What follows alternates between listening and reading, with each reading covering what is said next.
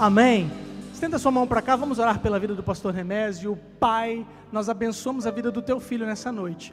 Usa ele como instrumento para ministrar ao nosso coração, que o teu Espírito Santo fale conosco, nos abençoe, nos capacite, no nome de Jesus. E a igreja diz amém. A graça e a paz a todos. Que maravilha, glória a Deus por estarmos juntos mais uma vez. Para mim, pelo menos, pena que é a última noite, pois amanhã estarei retornando, pelo menos até Cuiabá, né? Ainda fico mais uma semana em Cuiabá, mas louvo a Deus por estar aqui com vocês, louvo a Deus por rever alguns irmãos, louvo a Deus pela vida do pastor Pascoal, pela vida da pastora Daniela, pela vida dos pastores aqui da igreja, toda a liderança. Tive a honra de estar com alguns pastores daqui da igreja, privilégio de almoçar com eles. Que bênção, que honra para mim. Obrigado, pastores, pelo carinho, pela receptividade, pela hospitalidade. Isso é honroso diante do Senhor e gera uma dívida na gente que é difícil de pagar, irmão. Pense numa dívida que está alta. Ainda bem que a Bíblia diz que não podemos dever nada a ninguém senão o amor. Porque pense numa dívida difícil de pagar. Pois mandem eles para Recife e eu vou tentar pagar a dívida. Não disseram amém, tudo com inveja. Então, obrigado, pastor Pascoal, obrigado, pastora, que Deus abençoe vocês grandemente. Muito obrigado mesmo. A minha gratidão empobrece em vocabulário para poder dizer aqui as palavras que realmente vocês merecem. Muito obrigado, obrigado mesmo. E vou levar saudade daqui. Como disse o pastor Roberto, né? A gente já vai ficar com saudade, eu também já vou levando saudade, literalmente. O meu filho já disse logo, ele não veio porque está com a garganta um pouquinho, inflamou um pouco a garganta dele. Aí ele ficou lá no hotel e ele disse, olha, eu queria saber quando é que a gente vai mudar para cá. Aí eu falei para ele, não te carrego mais nas minhas viagens. Está me complicando esse negócio. Mas que bênção, glória a Deus. Vamos para a palavra? Abra a Bíblia, por favor, em Marcos capítulo 4, a partir do verso 35 até o 41. Hoje a minha pregação vai ser mais uma exegese do texto. Então eu quero ensinar você. Vamos interpretar o texto e aplicar o texto, para que possamos entender o que a Bíblia nos ensina esta noite e o que ela nos desafia a viver e a fazer esta noite. E eu quero falar sobre como nós precisamos aprender a lidar com o mundo espiritual. Às vezes nós temos muita expertise no mundo natural. Talvez se tocar alguns assuntos aqui do mundo natural, tem gente aqui que já tem pós-doutorado em certos temas naturais. Mas no mundo espiritual nós precisamos saber lidar também, porque literalmente o mundo espiritual afeta profundamente o nosso mundo natural. Então nós temos que entender algumas coisas sobre o mundo natural e como nos posicionar diante dele.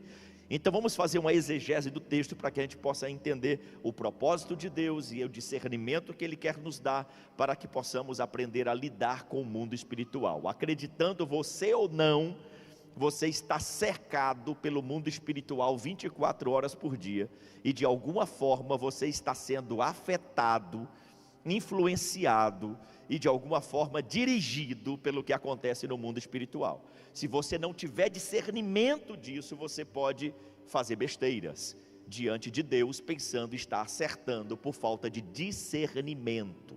Amém? Deu para entender até aí? Então vamos lá. Olha o que diz o texto, deixa eu ler aqui na versão de vocês para ficar mais fácil. Marcos 4, a partir do verso 35, para ficar mais fácil para você entender. Naquele dia, ao anoitecer, disse ele aos seus discípulos: vamos atravessar para o outro lado. Aqui Jesus já deu o alvo, o objetivo, já deu a sentença final. Ele libera uma palavra dizendo: olha, vamos atravessar o mar da Galileia e vamos atravessar para o outro lado. Ele já disse o que seria e já disse como seria o final, ele sentenciou. Isso é muito importante, porque quando nós ouvimos alguma palavra de Jesus que sentencia alguma coisa na nossa vida, nós temos que aprender a descansar nele pelo que ele disse. E o nosso problema não é com o final, o nosso problema é como lidamos no meio. É esse que é o problema. E aí, como lidamos, quando estamos no processo, nós nos esquecemos do que ele disse sobre o final. E aí ficamos sem fé e reagimos mal no processo, porque nos esquecemos do que ele disse sobre o final. Isso é muito importante. E ele diz aqui: passemos para o outro lado. Deixando a multidão, eles o levaram no barco, assim como estava. Outros barcos também o acompanhavam. Levantou-se um forte vendaval, e as ondas se lançavam sobre o barco, de forma que este foi se enchendo de água. Segura nesse versículo aí um pouquinho, porque naquele momento em que eles estavam atravessando o mar, o lugar onde eles atravessavam dava mais ou menos, aproximadamente 13 quilômetros de largura, e eles estavam entrando no mar adentro. Quando chega no meio do mar, apesar de ser um lago de água doce, lá forma-se ondas devido à espessura e à força do vento. E quando eles estão sofrendo aquele ataque do vento, Jesus, você vai ver daqui a pouco, ele está dormindo na popa do barco, lá atrás no barco, e os discípulos ficam desesperados, porque o barco ficou totalmente à deriva, sem comando, sem controle. E nesse momento acontece o que? Os discípulos se esquecem do que Jesus disse sobre o final, e eles entram em desespero. Mas isso que aconteceu aqui é muito importante, ter discernimento espiritual. E como nós podemos ter discernimento espiritual? O destino deles do outro lado do mar da Galileia era Gadara, e Gadara era o lugar onde estava aquele homem que todo mundo conhece como endemoniado gadareno, que era um homem que tinha pelo menos uma legião de demônios nele. Sabe o que é uma legião de demônios? A linguagem legião é uma linguagem mais romana. Pelo menos 6.000 demônios estavam naquele homem. Aí você pode perguntar, você que é expert em assuntos naturais vai entrar em parafuso, porque o expert agora em assuntos naturais vai dizer: como é que pode caber 6.000 demônios num homem? É porque esse assunto não é natural, esse assunto é espiritual. A dimensão, presta atenção no que eu vou dizer, a dimensão da sua espiritualidade recipiente é que vai determinar o quanto cabe de demônio ou de Deus na sua vida. Tem gente que é tão raso espiritual, mas tão raso espiritual, que até demônio tem dificuldade de entrar, fica só no campo da influência. Tá, outro dia eu ensino sobre isso para você. É muito raso espiritual. E tem gente que é muito amplo espiritualmente, mas só não está com Deus. E aí, na proporção em que ele está amplo espiritualmente, ele está aberto para a ação do inimigo. Mas da mesma forma, se ele vem para Deus, a plenitude do Espírito Santo vai fazer dele um gigante no reino, por causa da dimensão da sua espiritualidade. Por isso nós temos que alimentar o nosso espírito, andar em espírito, viver em espírito, para que a nossa vida seja plena de Deus e não do que o diabo oferece. E esses demônios estavam neste homem em Gadara, e Jesus estava indo para lá. Agora, claro que o diabo não é onisciente, ele não sabe o que vai ser no futuro, mas ele sabe fazer leitura dos fatos. E ele sabe muito bem na leitura dos fatos o que pode dar lá na frente. Se Jesus entrou no barco, mandou atravessar para o outro lado, e estava indo em destino a Gadara, o diabo deu uma olhada e falou: ih, já sei o que vai dar esse negócio. Ele vai encontrar com aquele endemoniado gadareno e vai expulsar a legião que está nele. Como o diabo já fez a leitura, o que ele fez? Ele lançou um estorvo espiritual para que não chegassem lá. E como eu sei que essa tempestade é espiritual e não natural? Vamos para a exegese do texto agora. Olha o versículo 37 aí, o que diz? O 37 diz: levantou-se. A palavra grega aqui para levantou-se no grego é ginomai. Ginomai significa de repente, não é só se levantar no sentido de foi surgindo uma tempestade, não, foi de repente surgiu a tempestade. Ninguém viu sinais de tempestade. Ginomai é de repente, do nada, apareceu a tempestade, começou o vendaval, começou a chuva, do nada. E a palavra ainda no versículo 37 que diz que as ondas lançavam sobre o barco, a palavra lançar aqui é epíbalo. Entenda uma coisa no grego, algumas palavras são exclusivas para objetos, para falar sobre objetos, outras palavras falando da mesma coisa, porém são usadas somente para seres humanos, e outras palavras do grego falando da mesma coisa são usadas somente para a natureza, por mais que seja a mesma coisa. Nesse caso, lançar as ondas sobre o barco, a palavra epíbalo usada aqui, ela não é usada para a força da natureza. O vocábulo no grego usado para a força da natureza, que lança alguma coisa, não é epíbalo. Epíbalo só era usado para as pessoas que faziam jogar alguma coisa, ou que lançavam alguma coisa. Então, quando alguém lançava uma pedra, quando alguém lançava uma rede, a palavra para isso no grego era epíbalo. Se fosse a natureza, não podia usar a palavra epíbalo, porque não cabia para a natureza. Como no texto diz que as ondas eram lançadas contra o barco, e o termo grego usado é epíbalo, é porque as ondas não foram lançadas simplesmente pela natureza, elas foram lançadas por alguém. É porque no mundo espiritual tinham demônios ali que não queriam que Jesus chegasse lá, e eles causaram esse efeito na natureza, para impedir que Jesus chegasse lá. Quantos estorvos na nossa vida surgiram do nada? Tinha tudo para dar certo, estava tudo indo bem, nós já sabíamos a rota e já sabíamos até o final, só que do nada, tudo atrapalhou-se, os impedimentos surgiram, e a maioria de nós julgou isso como um azar da vida, má sorte, pé frio, ou como alguns dizem, na minha vida nada dá certo, e fica por isso mesmo, e nem percebeu que Gnomai, de repente, apareceu o imprevisto que estorvou a bênção que era para você, e você não percebeu que aquilo foi lançado e não foi natural, foi espiritual.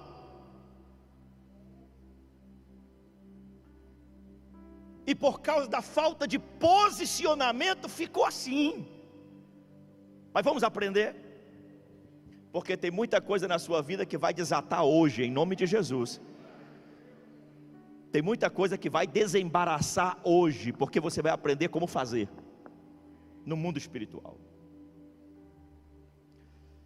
E diz mais o texto, olha o verso 38, Jesus estava na popa dormindo, com a cabeça sobre um travesseiro, e isso está acontecendo toda a batalha, e Jesus dormindo, e o barco naquele tempo não era tão grande como nós entendemos hoje. O máximo que cabia dentro de um barco eram 8 pessoas, normalmente eram 8 pescadores que entravam num barco, então não era tão grande assim, era grande, mas não era tão grande assim. Para ter um rebuliço desse, do barco em alto mar, também não era simples para uma pessoa ficar dormindo num movimento de tempestade desse. E Jesus estava lá na popa do barco, na parte de trás do barco, com a cabeça no travesseiro, e dormia. Sabe por que Jesus dormia? Porque para ele já estava garantido o final. Não, acho que você não entendeu. Enquanto os discípulos estavam desesperados com o meio, Jesus estava descansando, porque ele já tinha sentenciado o quê? Gostei. Fala de novo, vamos lá. Enquanto os discípulos desesperados no meio, Jesus estava dormindo, porque ele já tinha garantido, sentenciado o quê? O final. Se parece que Jesus está em silêncio, fica tranquilo, é porque ele já sentenciou o final na sua vida. Ele já sabe no que vai dar.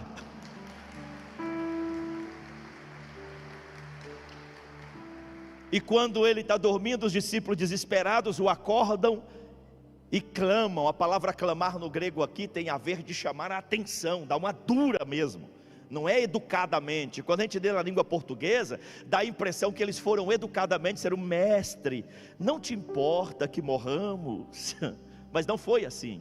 Aqui foi um brado egoísta mesmo. Aqui foi um brado de desespero pela própria vida. Eles chegaram e disseram: Senhor, o Senhor não se importa que morramos. Ou seja, para o Senhor não vale nada se nós afundarmos aqui e morrermos.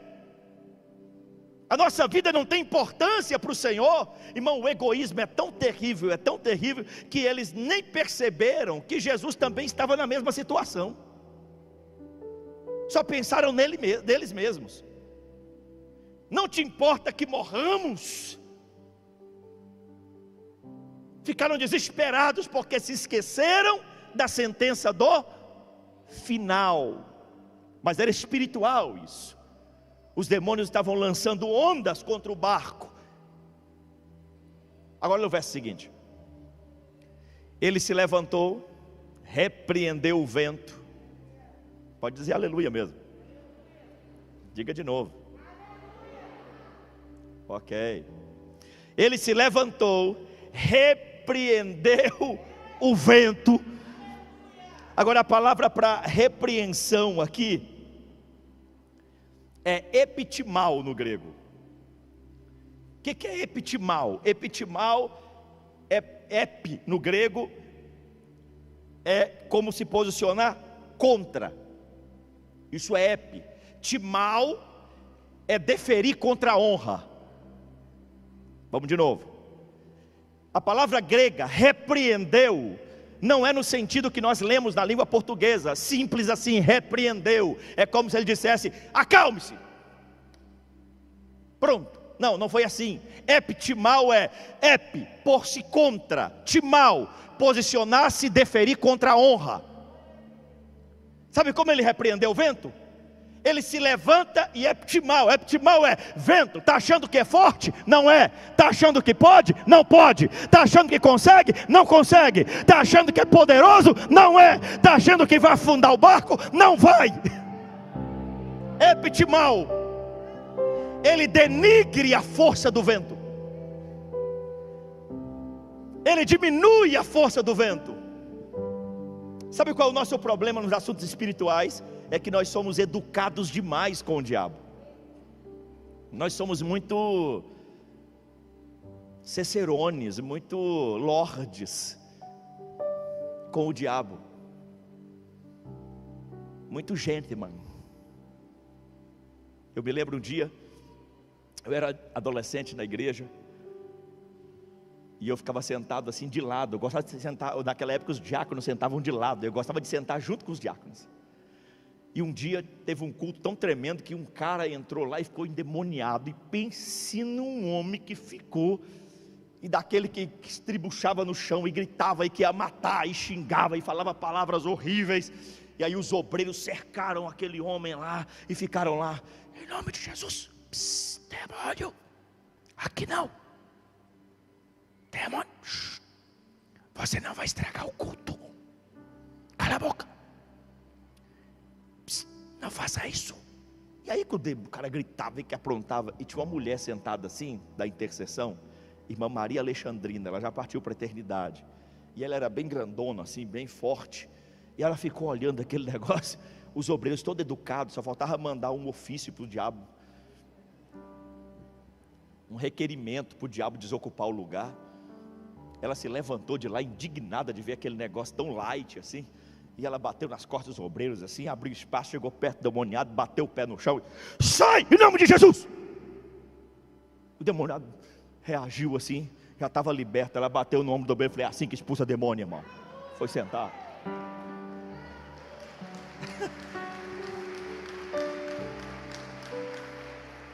Você está muito educado com o diabo. O diabo está cirandando na sua volta, jogando tempestade, e jogando onda contra o seu barco, e você está aí muito light. Jesus se levantou e disse: vento, você é derrotado, você é fraco para esse barco. Epitimal é posicionar-se contra e deferir contra a honra daquilo. E Jesus se opôs e colocou aquilo no devido lugar. Tem gente que engrandece tanto o diabo que misericórdia, quando vai orar parece que até o diabo é maior. Você já viu gente assim? Uma vez me levaram para um monte, para orar em cima de um monte. Aí quando nós chegamos lá, uns 60 homens, aí estávamos de mãos dadas. Aí um irmão lá, todo espiritual, falou assim: olha, irmão, estou sentindo que o diabo está aqui perto de nós. Aí eu pensei, engraçado, eu vim para cá na intuito de encontrar Deus. Não foi o diabo não, eu vim buscar Deus. Estou sentindo que o diabo está aqui perto de nós. Eu falei, misericórdia. Eu falei, irmão, então só não resta uma coisa, vamos expulsar esse demônio. E ele, sim, mas para expulsar, ele tem que se manifestar. Eu falei, em quem? Só tem crente aqui. Em mim que não vai ser. É, porque se não manifestar não sai. Eu falei, quem te ensinou isso? Está repreendido, irmão, esse negócio? Aí ele, não, pois eu vou orar então. Eu falei, ora, mas ora certo. Aí ele levanta a mão e, demônio, vem aqui agora. E eu gritei, sai daqui agora também. Irmão, tem que invocar o cão para depois expulsar. Não, tem uns irmãos que não tem muito juízo não. Ele, não, porque o diabo, se não souber, ele é poderoso, ele é não sei o que, ele é não sei o que. Irmão, aquilo foi diminuindo tanta gente que tinha irmão lá morrendo de medo. Já, irmão, será que não é bom a gente descer? Será que não é melhor a gente descer, irmão? Porque misericórdia. Eu penso no medo que o povo ficou. Na hora da oração foi aquele negócio pesado, aquela coisa assim difícil, porque gerou no coração das pessoas um engrandecimento da ação do diabo. Aí eu vejo versículos na Bíblia que tem crente que tem dificuldade de pôr isso em prática na própria vida. Tipo o que João disse: aquele que é filho de Deus, o diabo não o toca. Quem é filho de Deus aqui? Não, de novo, quem é filho de Deus aqui? Então, meu irmão, se o diabo se levantou na família, no trabalho, nas coisas da sua vida, epite mal nele. Posicione-se. Não fique igual os discípulos desesperados, vai afundar, vai acabar, meu Deus, vamos morrer, e agora que vai ser de nós? Misericórdia, tão jovem. Não, epite mal. Se levanta e diz: você é derrotado, você é fracassado, você não tem poder, porque Jesus está comigo. Deus é o Deus da minha vida, o Senhor habita em mim, Ele é maior na minha vida. E você é derrotado, porque Jesus me deu a vitória.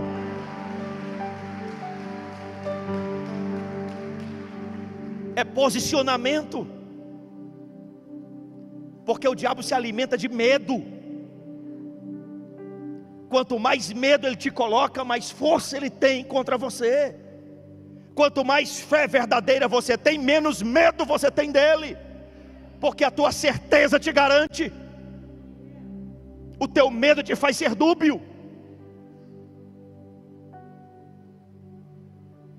Jesus repreendeu o vento e disse ao mar: aquiete-se, acalme-se. Vocês sabiam que na exegese bíblica, essas duas palavras no grego, desse versículo especificamente, são um dos versículos mais difíceis de traduzir, uma das palavras mais difíceis de traduzir. Não é só na nossa língua não, inclusive os exegetas da King James tiveram muita dificuldade de traduzir essas duas palavras. Também da Reina e Valera também tiveram muita dificuldade de traduzir essas duas palavras, por uma razão muito simples: porque não tem vocábulo real no grego que tenha significado para qualquer outra língua dessas duas palavras. Então eles tiveram que fazer uma tradução por aproximação, e a tradução por aproximação foi resultado de aquiete-se e acalme-se. Mas do grego é como se ele fizesse assim: psh, psh. Não, você não entendeu não. Ele se levantou e repreendeu, eptimal: você é fracassado, você é derrotado, você não tem força, você não vai afundar esse barco, e eu te ordeno que pare com isso agora, não jogue nenhuma onda mais aqui. Ouviu o vento? Agora mar.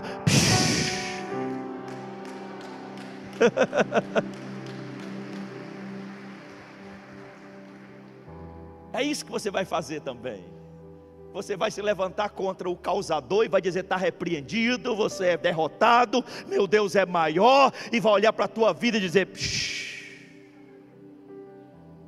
calma, aquiete-se, tranquilize-se. Quem faz a onda agitar já perdeu. Aleluia. E aqui O texto continua dizendo: e o vento se aquietou, e fez-se completa bonança. Olha o verso seguinte. Então perguntou aos seus discípulos: por que vocês estão com tanto medo? Ainda não têm fé? Lembra que eu falei aqui, eu acho que na primeira noite da conferência, que fé é você acreditar no que Deus disse. Lembram disso? Quando foi que Adão perdeu a fé? Quando ele colocou em xeque aquilo que Deus disse, não coma isso, e ele colocou em xeque junto com Eva, e comeram. Isso é o sinal de não ter fé. Quando eu tenho fé, eu tenho plena convicção no que Deus disse. Por isso, quando Jesus chegou e disse sobre escatologicamente, para o tempo do fim, ele disse: e achará fé na terra quando o Filho do Homem voltar. O que ele disse não foi: achará religioso na terra, achará evangélico na terra. Não é isso que ele perguntou. O que ele perguntou foi: achará fé na terra? Porque tem muita gente religiosa que a fé dela, a fonte da sua fé, e tem muito evangélico que frequenta a igreja, que louva a Jesus, que a fonte da sua fé não é a palavra de Deus. A fonte da sua fé é a tradição, é aquela campanha. A fonte da sua fé é aquele irmão ungido que põe a mão na tua cabeça. A fonte da tua fé é aquele vaso que você liga para ele, ele sempre tem uma palavra de Deus para você, uma revelação, uma profecia, um sonho. A fonte da sua fé está nessa mística toda e não na palavra. Você pode viver sim os dons espirituais, e eu sou dos dons espirituais até o tutano, eu creio profundamente, mas a palavra tem que estar acima de tudo isso. Então, quando Jesus disse: achará fé na terra, ele estava perguntando: achará quem acredite na palavra quando o Filho do Homem voltar? Porque religioso vai achar, evangélico vai achar, mas crentes na palavra vai achar. A coisa que hoje menos os crentes fazem, acredite, inclusive menos do que orar, porque orar já é um tempo de crise na cultura dos evangélicos do século 21. Mas a coisa que os crentes menos fazem hoje é ler a Bíblia. Não tem o hábito diário de ler a Bíblia. A maioria não leem de fato a Bíblia. E isso para o diabo é maravilhoso, porque para ele não é o quanto você falta à igreja ou o quanto você frequenta a igreja, é o quanto você está alinhado com a palavra. Quanto mais você sabe da palavra, mais você vai saber o que fazer, e mais você vai saber o que acreditar de fato. E é isso que derrota o diabo. Por isso, quando o diabo se apresentou diante de Jesus no deserto, Jesus não chegou dizendo assim: sai, vai saindo, vai saindo, vai saindo, vai saindo de ré, vai, como alguns dizem por aí. Não foi isso que ele fez. Foi num debate da palavra. O que vai prevalecer aqui é a palavra. Está escrito, o diabo está escrito, mas está errado do jeito que você falou. Está escrito, disse Jesus. E o diabo: mas também está escrito, mas está errado do jeito que você falou. Está escrito, e foi tanto está escrito que o diabo vazou. Entenderam? É a palavra que nos gera a verdadeira fé. É esta fé que o Senhor quer encontrar quando voltar. E Jesus pergunta para os discípulos aqui: por que vocês estão com tanto medo? Ainda não tem fé? O que ele estava reivindicando aqui? Não era coragem contra o vento, não era coragem contra o mar, não era coragem contra a tempestade. Ele estava questionando aqui: é porque vocês não acreditaram no que eu falei. Vocês não têm fé, porque acreditar no que eu falo vai determinar como você reage ao vento e reage ao mar.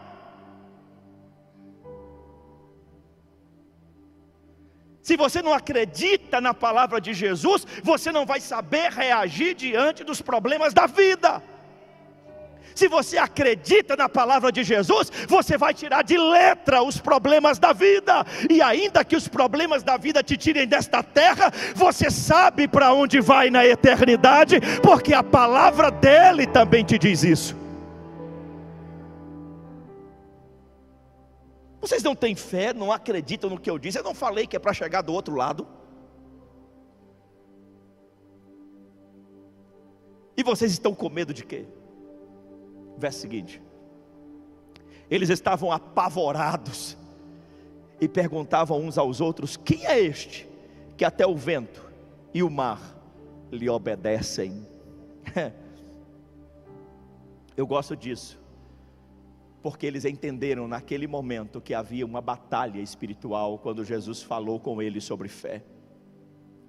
Porque a palavra grega usada para obediência aqui é eipotasso. Eipotasso era uma linguagem militar, que quando um comandante dava uma ordem, todos os subordinados saíam enfileirados. Não, vamos de novo. Eu disse que nós íamos fazer a exegese do texto. Vamos de novo. Eles olharam e falaram: quem é este que até o vento e o mar lhe eipotasso? Aqui não é obediência comum, não é obediência normal, aqui é obediência militar. O comandante falou, o subordinado enfileira e vai na ordem. Tá, vou traduzir agora. É como Jesus tivesse dito assim: te repreendo, te diminuo o vento, vou contra a tua honra e a tua força, me posiciono contra você, e mar. Aí nesse momento os demônios ouviram, se enfileiraram e saíram, porque tiveram que obedecer uma voz de comando que era maior e superior a deles. Você vai se levantar hoje na sua vida e vai determinar em Cristo Jesus que a sua vida está abençoada por Ele, debaixo da palavra dEle, guiado por Ele, e o resultado disso vai um monte de demônio enfileirar-se e vão sair da tua vida, dos teus negócios, da tua história, e a sua vida vai ser liberada em bênção, porque o maior, que é Jesus, vai determinar a ordem. Agora, esse texto todo, dessa batalha espiritual toda, que Jesus se levanta contra os demônios daquela tempestade, guerreia com eles ali, vence, é porque eles estavam indo para onde mesmo? Para Gadara, e lá tinha um endemoniado, que Jesus foi lá em Gadara, só para atender a necessidade desse endemoniado. Ele chega lá, acontece aquela história toda, que os gadarenos não aceitam ali aquela presença de Jesus, nem com Ele operando aquela libertação eles aceitam. Os demônios entram nos porcos, os porcos se precipitam, caem no mar, o endemoniado fica liberto, e Jesus agora volta para o barco e volta para o lugar onde estava, e ele só foi lá para poder causar aquela libertação. Mas por que era tão importante a libertação daquele homem? Para Jesus sair do lugar onde estava, no meio de uma grande multidão, atravessar o mar, entrar numa guerra espiritual, repreender demônios, dar uma aula de batalha espiritual para os seus discípulos, e chegar do outro lado, libertar um único homem, entrar no barco e ir embora de novo. Por que era tão importante isso? Aquele único homem em Gadara. Você vai entender agora por que você é tão importante. Vá lá para o capítulo seguinte, capítulo 5, versos 18 e 19, por favor. Depois do milagre feito, quando Jesus estava entrando no barco, ele está saindo de Gadara, libertou o gadareno. Quando ele estava saindo entrando no barco, o homem que estivera endemoniado suplicou-lhe que o deixasse ir com ele. O gadareno chegou e disse: Senhor, o que tu fizeste por mim foi tremendo, isso é maravilhoso, deixa eu ir contigo, deixa eu fazer parte desse time de discípulos que tu tens. Eu irei, nada me prende aqui, eu quero te seguir, porque foi tremenda esta obra. Aquele homem morava em túmulos quando ele estava endemoniado. Claro que na nossa cultura ocidental, quando se fala de túmulo, a gente já pensa logo num cemitério e um buraco aberto no chão, e de repente tinha alguma catacumba lá aberta e ele ficava lá dentro. Não era assim. Naquele tempo, sepultura era um buraco na parede de uma montanha, de um morro, e era feito um buraco ali, uma gruta, aonde lá dentro tinha 2 espaços. O primeiro espaço era onde se limpava o corpo e perfumava, preparava, enrolava nos lençóis, e entrando assim num L, era um outro recipiente aonde se colocava o corpo e ali ficava, e depois lacrava a porta do túmulo. Este homem habitava dentro de um túmulo desse, e dali ele saía para atacar pessoas. Quando ele foi liberto, ele disse: eu quero andar contigo, Senhor, porque eu não quero mais túmulo na minha vida. Eu fui liberto. Olha a resposta de Jesus, verso seguinte. Jesus não o permitiu, mas disse, Jesus disse para ele: não, você não pode ir comigo. Mas disse: vá para, não, vá de novo, vá para, de novo.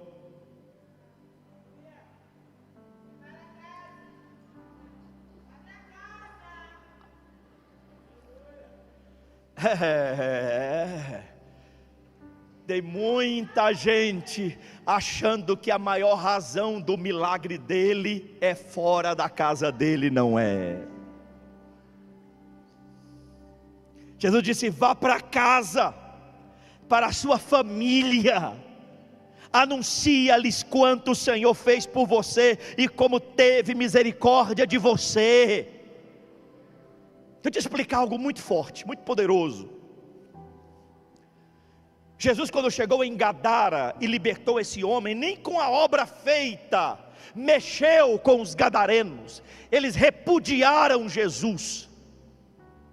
Mas esse homem, como gadareno, voltando para sua casa e restaurando, restituindo tudo aquilo que o diabo fez perder diante dos olhos de todos os gadarenos, e agora ele com a sua família vivendo a restituição que só Jesus pode dar, aí ninguém poderia dizer que Jesus não tinha feito nada.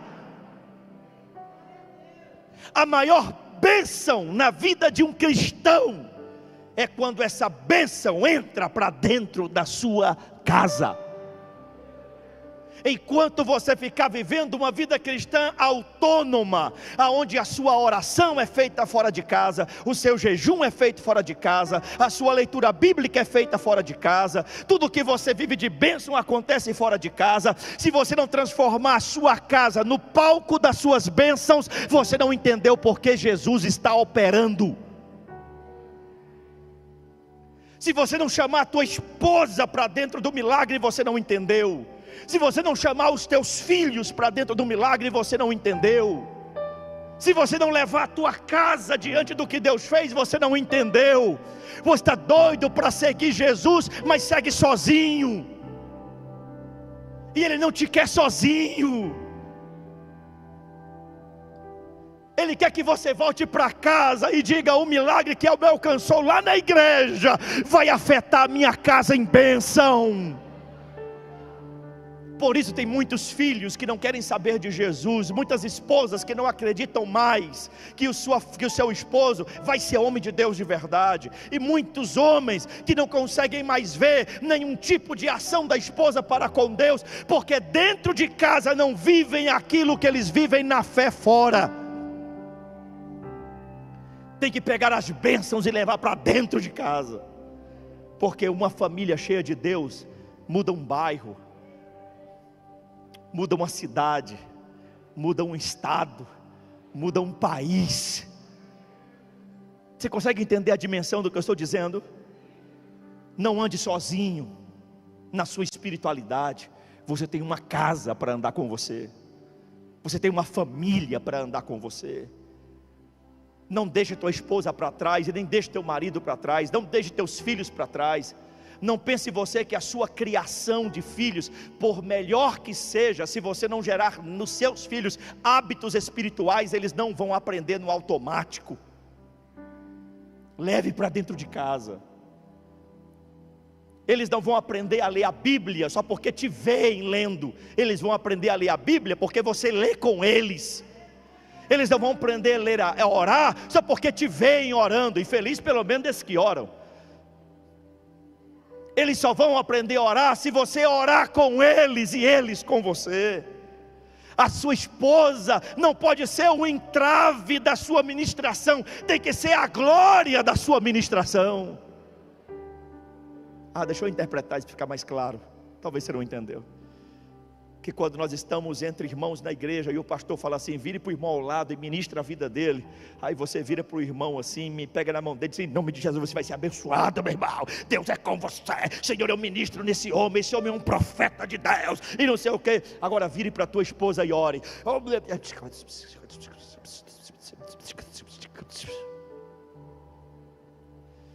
A sua esposa precisa ser a glória da sua ministração. Você vai pegar na mão da sua esposa e ministrar na vida dela e dizer, obrigado, Senhor, por esta mulher é uma bênção na minha vida, é minha ajudadora idônea. Ninguém falou amém, tudo bem. Oh, entrave terrível. Olha essa bênção tão grande, essa batalha tão grande espiritual, não foi só para resolver a vida de um homem, foi para resolver uma situação de família. De família. O avivamento que Deus está mandando para a sua vida não é só para você poder ter ego de crente avivado, não. É para a tua casa ser abençoada, é para a sua família ser abençoada, é para a sua casa ser transformada. Então você vai transformar a sua casa num lugar de bênção, com hábitos espirituais. Chegue em casa, diga, vem cá, meu filho, vamos orar. Chame a sua esposa. Estou falando aqui da esposa porque eu acredito no sacerdócio do homem. O homem é que tem que chamar mesmo. Não é a mulher que tem que ficar empurrando o homem. Um irmão um dia falou para mim, pastor do céu, eu sou tão feliz porque Deus me deu uma mulher de oração. Falei, glória a Deus, irmão. Pastor, olha, todo dia que eu acordo ela está orando, eu vou dormir ela está orando. Quando eu chego do trabalho, a primeira coisa que ela faz é orar. Aí eu falei, irmão, e você ora que horas? Pastor, assim, não é muito a minha praia não, sabe, esse negócio de ficar orando, agora a minha mulher, eu admiro. Falei, irmão, você tinha que ter vergonha de me contar um negócio desse. Você tinha que ficar envergonhado de me falar um negócio desse. Você tinha que chegar aqui e falar, pastor, minha mulher é de oração, pastor. Eu a ensinei e ela pegou o ritmo e aprendeu.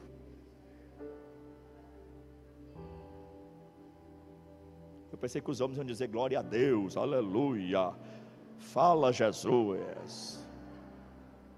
Os homens estão perdendo o sacerdócio, não estão endemoniados como gadareno, mas também estão sem as bênçãos de hábitos espirituais dentro de casa. Deus quer abençoar você espiritualmente, quer libertar de tudo que seja necessário, mas o maior efeito desse resultado tem que ser dentro de casa. Dentro da sua casa, você vai ter que aprender a se posicionar. Deixa de ser passivo com você mesmo. Chega em casa e fala, eu sou cabra macho de Jesus. Posso usar uma linguagem nordestina? Você vai chegar em casa e falar, pois eu sou um homem arretado, meu irmão. Comigo tem esse negócio não. Se o diabo se levantar, epitimal nele. Eu me posiciono e vou contra a honra dele. Já não tem mesmo? Não tem esse negócio não. Lembra do jargão pentecostal? O diabo levantou, foi para cair. Não tem esse negócio? Pô, derrube mesmo. Porque você vai se posicionar para mudar a sua história. Pare de empurrar a tua mulher para a igreja e os teus filhos e você ficar em casa esperando o domingo seguinte porque nesse está cansado.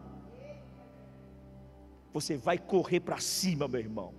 Porque as bênçãos que Deus está te dando é para fazer a tua casa ser uma bênção na presença dEle. Você vai pegar os teus filhos e dizer, meu filho, vamos ler a Bíblia. E se ele começar a fazer pergunta esquisita, difícil, fala, meu filho, é o seguinte, eu vou dizer para você, vamos perguntar ao pastor, pronto. Mas não deixe de fazer, mande ver, faz a experiência, aproveite que vai começar a semana de oração, faz a experiência uma semana, e eu duvido que você não vai ver resultado.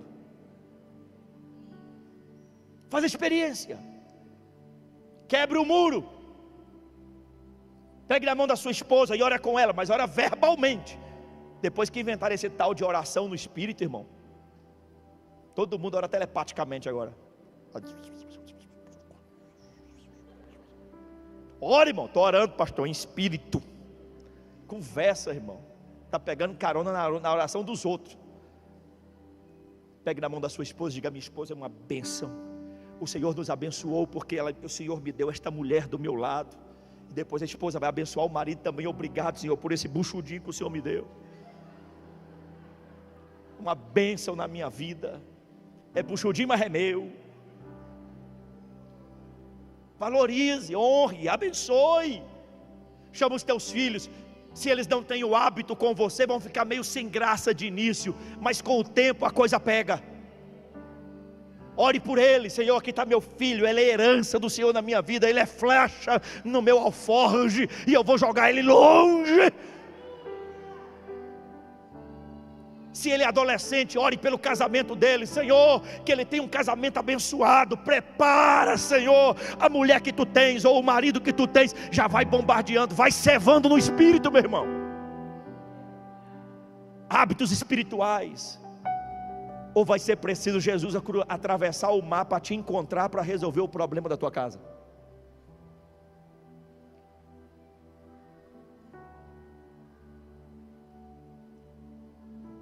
Sai dos túmulos espirituais e entre numa vida ativa em Deus.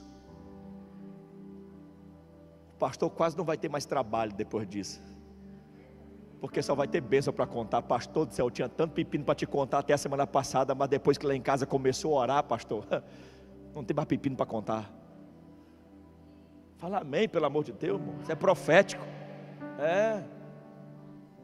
Assuma o seu lugar. E sabe o que vai acontecer? Você vai ser um testemunho tremendo para aqueles que te conhecem. E o Espírito Santo vai te incendiar de tal forma que toda família que encostar perto de você vai se parecer com você. Os teus amigos vão se parecer com você. As outras famílias vão se inspirar na sua família, porque você gerou hábitos espirituais dentro da sua casa. Não espere Jesus atravessar o mar para te encontrar, porque se for preciso isso é porque o negócio está feio. Ele já restaurou sua casa. Só falta você se posicionar. Fiquem de pé, por favor.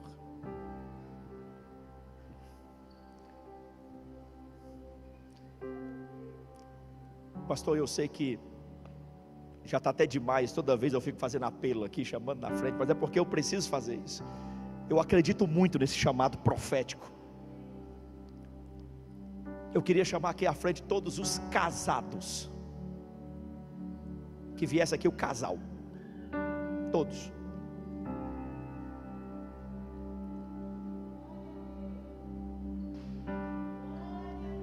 Não espere a mulher puxar não, irmão. Pega você na mão dela e puxa.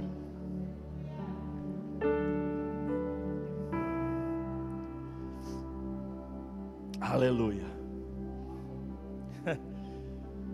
Você achou que eu ia deixar você sem prática, né? Pois já vai começar o treino, é hoje. Vire de frente para sua esposa aí, pegue nas duas mãos dela. Aleluia.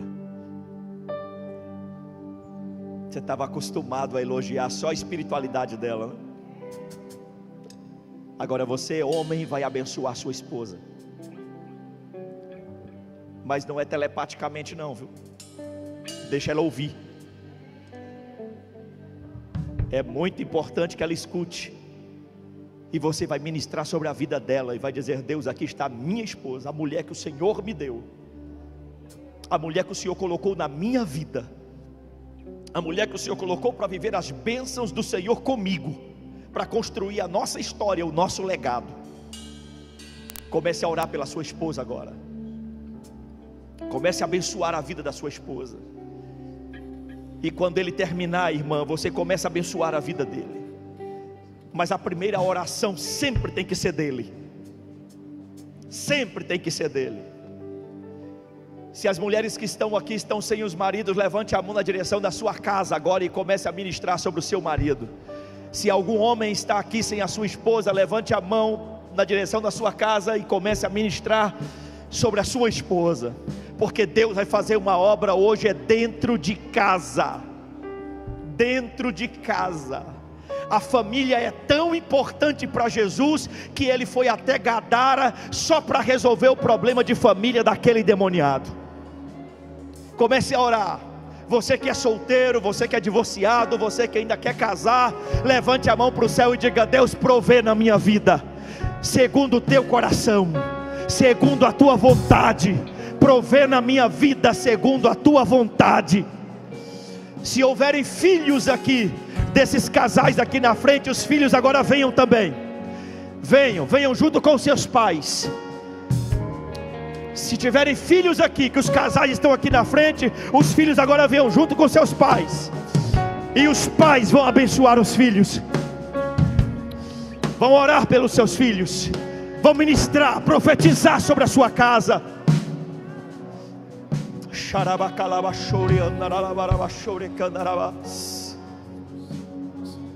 Em nome de Jesus, receba essa autoridade sacerdotal como esposo, e a mulher como esposa, ajudadora idônea, que ministra junto ao seu marido.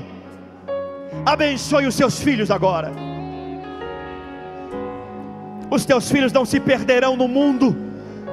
Os seus filhos não terão a cultura do mundo. Os teus filhos serão profetas de Deus.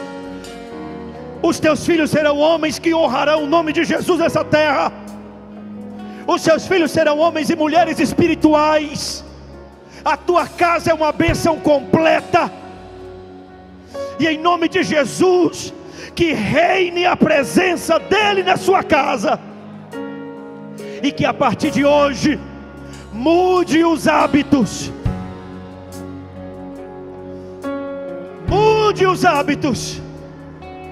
Que a partir de hoje haja oração em família. Que a partir de hoje haja jejum em família. Que a partir de hoje haja leitura bíblica em família. Que tudo seja diferente. Que tudo seja diferente. Pai, eu oro por cada família nesta igreja agora, tanto as que estão aqui na frente, quanto as que estão nos seus lugares, e aquelas que estão assistindo online. Eu oro por cada família, e eu me posiciono contra a tempestade demoníaca que se levanta contra as famílias, e eu ministro a tua bênção sobre cada casa.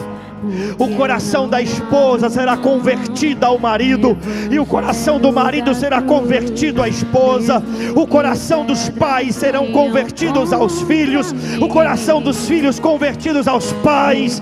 E haverá o princípio de autoridade e o princípio de honra dentro de casa. E haverá espiritualidade, haverá proteção, haverá cumplicidade, haverá prosperidade, haverá saúde, haverá socorro.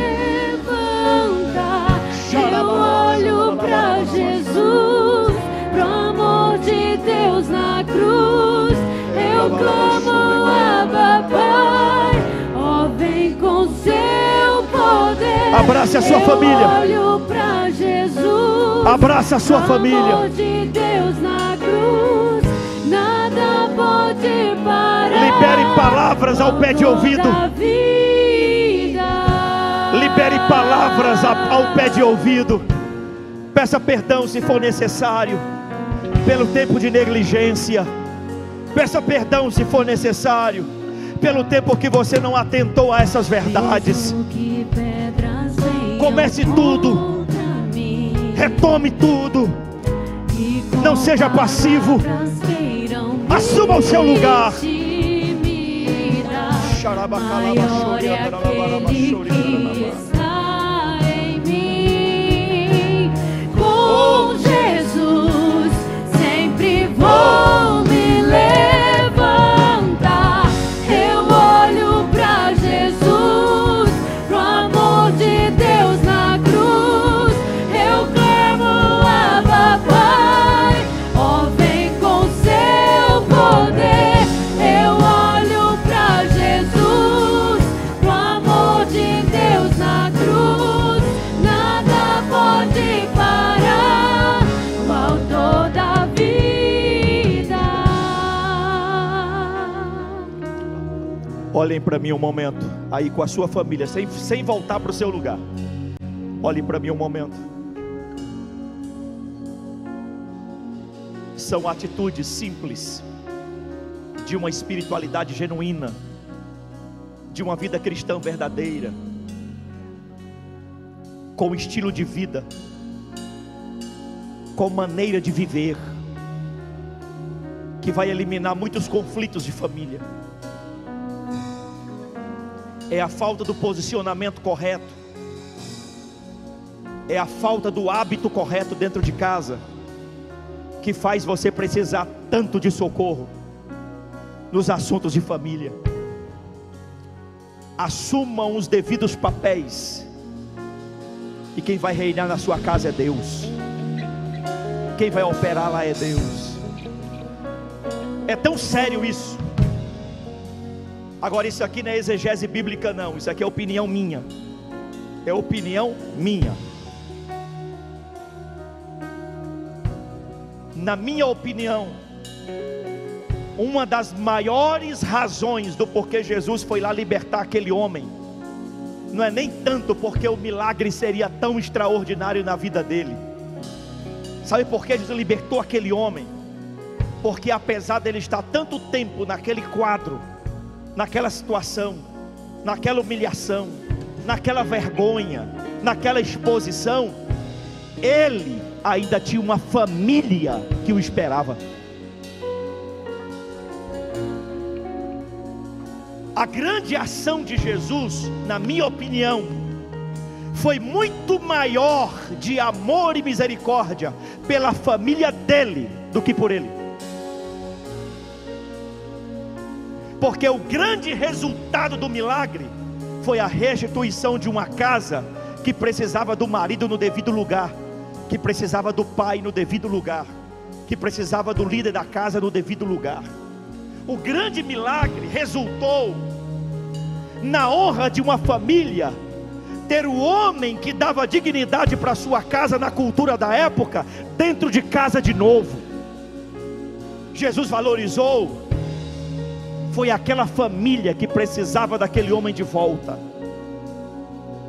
Com isso, com esse entendimento, me abre para poder te dizer que muita bênção que você vive, que muita coisa que você alcança, que muitas realizações pessoais que você tem, não tem nada a ver com você unicamente.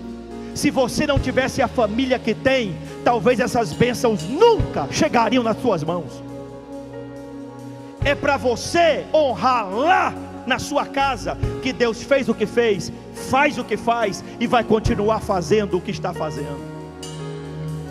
É porque Ele está vendo os seus filhos, Ele está vendo a sua esposa, Ele está vendo o seu marido, Ele está vendo o quanto a sua família precisa disso acontecer.